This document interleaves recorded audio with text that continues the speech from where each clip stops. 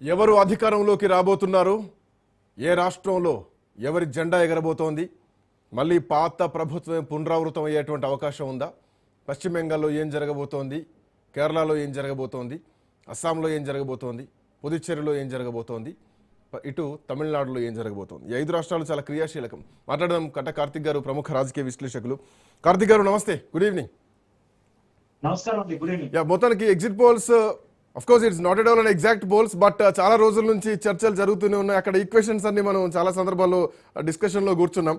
Main పశ్చిమ బెంగాల్ ఈ రోజే పోలింగ్ అయిపోయింది.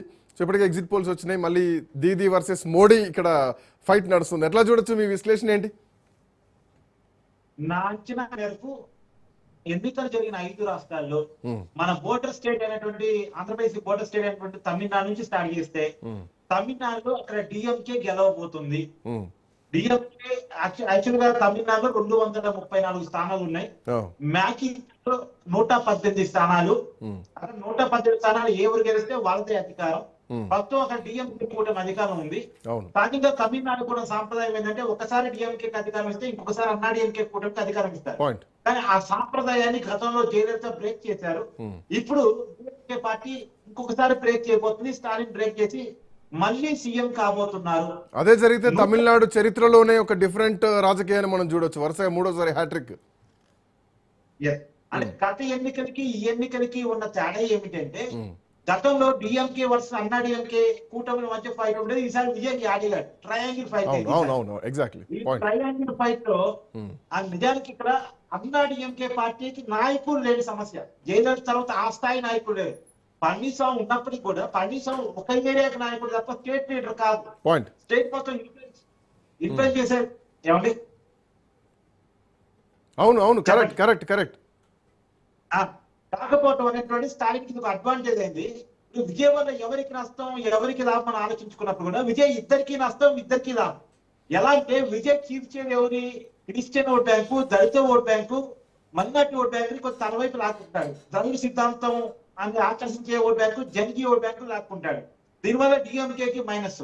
అదే క్రమంలో ప్రభుత్వ వ్యతిరేక ఓట్ బ్యాంకుని చీలుస్తాడు. అది అన్నా డిఎంకేకి మైనస్. ఇద్దరికి మైనస్ గా మారాడు విజయ్. కాబట్టి రెండోది విజయ్ ప్రభావం అంటే సాధారణంగా ఒక 10-15% ఓట్ బ్యాంక్ ఎలా ఉంటుందంటే అన్న విజయ్ గెలుస్తున్నాడా లేదా, విజయ్ సీఎం అవుతున్నాడా లేదా కావట్లేదు కదా. విజయ్ పోటీలో లేడు కదా. పోటీ డిఎంకే వర్సెస్ అన్నా డిఎంకే కదా. నా ఓటుని గెలిచే వాడికి వెయ్యాలి అని ఆలోచించుకునే వాళ్ళు ఉంటారు. ఈ 2 కూటమి మధ్య పోటీ పడుతున్నప్పుడు ఈ 2 కూటమి మధ్య నా ఓటు ఉండాలి అనుకుంటారు. ఆ పరిస్థితుల్లో విజయ్ మైనస్ అయ్యాడు. మొదటి ఒక 7 జిల్లాల్లో 30 నియోజకవర్గాల ప్రభావం మాత్రమే విజయ్ ఉంది.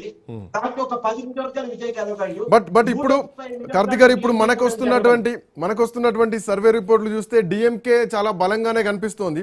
ఈవెన్ చర్చల్లో కూడా ఆల్మోస్ట్ ఒక 2-3 నెలల నుంచి జరిగినటువంటి చర్చల్లో కూడా పెద్దగా డిఎంకేకి ఏం గ్రౌండ్ యాంటీ ఇంక్యుబెంట్స్ ఏం పెద్ద కనిపించట్లేదు. ఏది ఉన్నా కానీ ఇది ఏ డిఎంకేకి ఎఫెక్ట్ పడింది.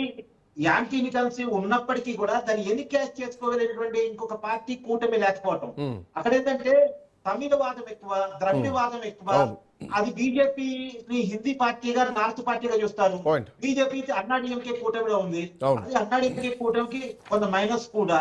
సో అన్ని రకాల అడ్వాంటేజ్లు అట్లా డీలిమిటేషన్ బిల్లు, మహిళా బిల్లు, దాన్ని నేనే ఓడించాలని డిఎంకే చెప్పుకోవటం ఇవన్నీ కూడా డిఎంకేకి కొంత అడ్వాంటేజ్ గా. సౌత్ ఇండియా కన్యా జరుగుతుంటే నేను అడ్డుకున్నాను స్టాలిన్ చెప్పుకోవటం ఇవన్నీ కూడా స్టాలిన్ కొన్ని అడ్వాంటేజ్ లేని 130కి పైగా స్థానాలతో డిఎంకే కూటమి అక్కడ గెలవబోతోంది. 60 నుంచి 70 స్థానాలతో అన్నా డిఎంకే ప్రతిపక్ష హోదాతో అది ఉండబోతుంది. 10 స్థానాలతో మిగిలిపోబోతున్నాడు అనేది నా అంచనా. ఒక ప్రసారమైన సీట్ అటు ఇటు మారితే తప్ప గెలుపు డిఎంకేదే. ఇది తమిళనాడు వరకు వచ్చేసరికి. ఇక కేరళ వరకు వచ్చేసరికి కేరళలో మొత్తం 140 స్థానాలు ఉన్నాయి. 70 అనేది మ్యాజిక్ ఫిగర్. ఎవరికి 70 స్థానాలు వస్తే వాళ్ళకే అధికారం. అక్కడ పినరయ్ విజయన్ 2 సార్లు వరుసగా అధికారంలో ఉన్నారు. కేరళకున్న సాంప్రదాయం కూడా ఏంటంటే ఒకసారి కమ్యూనిస్టుకి అధికారం ఇస్తే ఇంకోసారి కాంగ్రెస్ అధికారం ఇస్తారు. అంటే ఒకసారి ఎల్డీఎఫ్ కి ఇంకోసారి యూడీఎఫ్ కి అధికారం ఇస్తారు. కానీ పినరయ్ విజయన్ పరిపాలన మెచ్చి సెకండ్ టైం కూడా అధికారానికి ఇచ్చారు. యాక్చువల్ గా పినరయ్ విజయన్ మీద ఇప్పటికీ కూడా యాంటీ లేదు, మంచి పరిపాలన అందించాడని ఉంది. కానీ అక్కడ సాంప్రదాయ ఓటర్లు ఉంటారు. వరుసగా 2 సార్లు ఇచ్చాము కదా, 3వసారి ప్రభుత్వాన్ని మార్చుకుంటే బాగుంటది. ఒకరికి అధికారం ఇస్తే ఎట్లా ఇంకొకరిని కూడా చూడాలి కదా, ఒకరికే వరుస అధికారం ఇస్తే కళ్ళు నెత్తికెక్కుతాయి అనేటువంటి ఒక ఫీలింగ్ ఉంటుంది. ఆ ఫీలింగ్ అనేది కాంగ్రెస్ అడ్వాంటేజ్ అయింది. కానీ ప్రభుత్వం మీద సానుకూలత ఉండటం ఎల్డీఎఫ్ అనుకూలమైంది. అక్కడ టక్కాఫోర్ నడిచింది. 1 or 2% ఓట్ బ్యాంక్ యూడిఎఫ్ కి ఎక్కువ వచ్చిందని అనుకుంటున్నాం. కూడా అక్కడ టైట్ ఫైట్ ఉంది, ఏమైనా కావడానికి అవకాశం ఉంది. ఇప్పుడు వరకైతే కొంత కాంగ్రెస్ కి ఉండొచ్చు అని అంచనా ఉంది. టైట్ ఫైట్ అయితే నడిచింది, ఏమైనా జరగడానికి అవకాశం.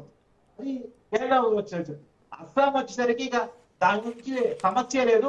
వన్ సైడ్ అక్కడ బీజేపీ గెలవబోతుంది. మరొకసారి బీజేపీ వెళ్ళి అక్కడ సీఎం కాబోతుంది, ఉన్న సీఎంఏ కంటిన్యూ కాబోతున్నాడు. అతనికి మంచి పాజిటివ్ మీద ఉంది. కాంగ్రెస్ కి ఇంకా అక్కడ పికప్ కావడం అనేటువంటిది ఒక తరగతి తర్వాత ఇంతవరకు కాంగ్రెస్ కి అక్కడ సరైనటువంటి నాయకత్వం లేదు అనేటువంటిది వాస్తవం.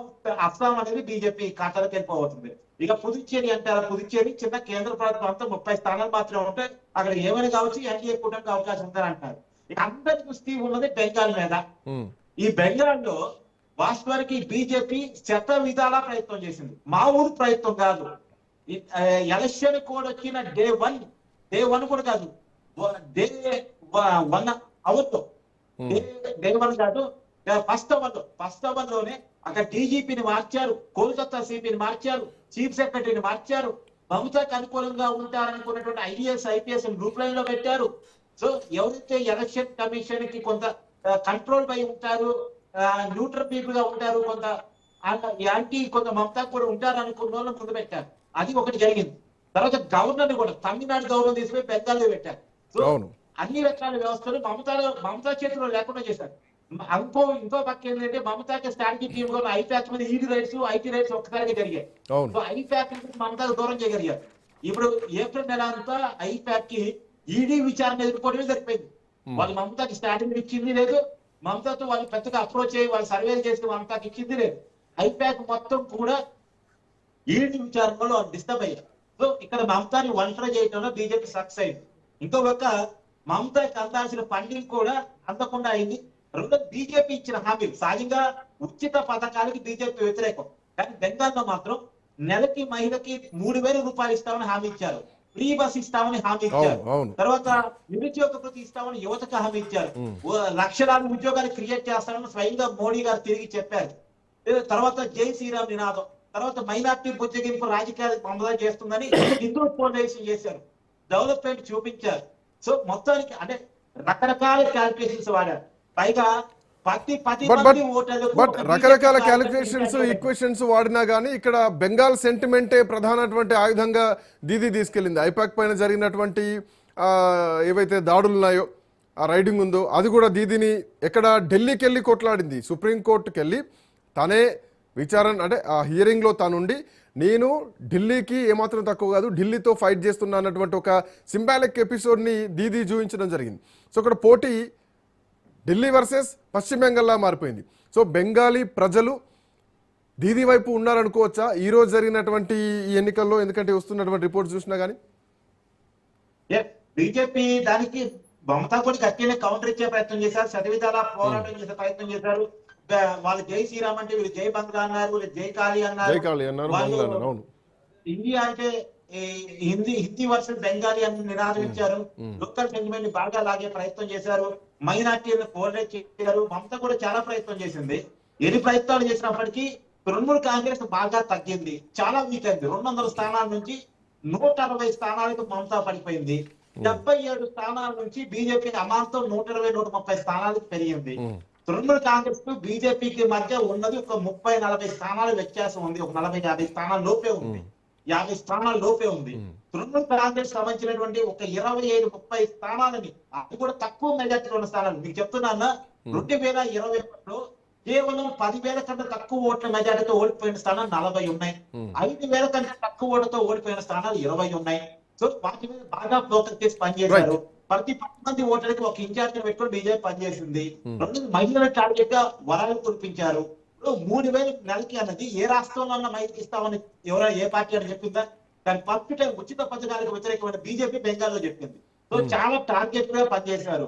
కాబట్టి ఇప్పటికీ మమతాకి కొద్దిగా ఎత్తి కనపడుతున్నా చెప్పలేని పరిస్థితి బెంగాల్లో ఉంది. బీజేపీ కూడా లీడ్ తీసుకోవడానికి అవకాశం ఉంది. ఇప్పటికైతే రియాలిటీలో 160 వరకు మమతాకి ఉంది, 140 వరకు 130 వరకు బీజేపీకి ఉంది. కానీ అది ఇటు మారచ్చు, ఇది అటు అవ్వచ్చు.